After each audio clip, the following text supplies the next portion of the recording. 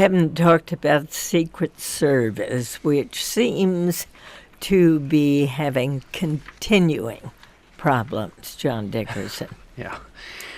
So 2 Secret Service members, including the number 2 on President Obama's security detail, came back from a going-away party of a colleague and crashed, apparently, allegedly, crashed their car into the barricade while a bomb investigation was actually going on.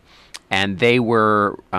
some of the Secret Service agents at the scene who were investigating the bomb wanted to give them a breathalyzer, wanted to give the driver of the vehicle a breathalyzer, and he was told to stand down by a supervisor, and they were just sent home, one hopes, in an Uber car or by public transportation for fear of endangering more members of the citizenry. And so this is yet another black eye for the Secret Service, which has had a string of them over the last several months. Where does it go from here, Karen? Well, one thing that this does is it raises a lot of questions about the new director of the Secret Service, Joseph Clancy. Now, there had been recommendations that an outsider be brought in. Instead, they picked a veteran who is particularly close to the president, and he was also good friends with one of the men who's under investigation. So the question is whether this is the guy to really shake up the culture. And the second thing that is absolutely mystifying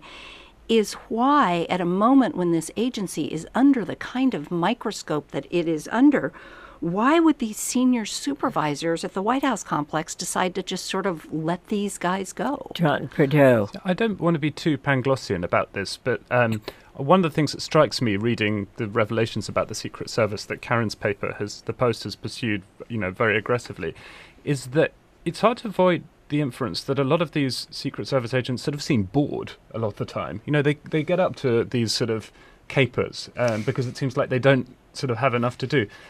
And maybe that's a great thing. Their number one job, I suppose, is to kind of protect the president. And if there are not, if these folks don't feel like they have a lot of work on their hands, then maybe that's a good thing. I mean, obviously it's inexcusable, and they should not be, driving through crash barriers and bomb investigations while allegedly intoxicated. Well, and we should say they had been at a party for someone else who was leaving the Secret Service, Karen. Yeah, I just, like I said, the whole thing, and they, it took days before Congress was notified that this had happened. You just wonder how many times do these things have to happen? Do you expect Clancy to keep his job, John? I don't know. I don't have any reporting on that, so I can't really guess. It is not good. And as Karen says, the connection between Clancy and one of the alleged bad drivers here is that is a problem.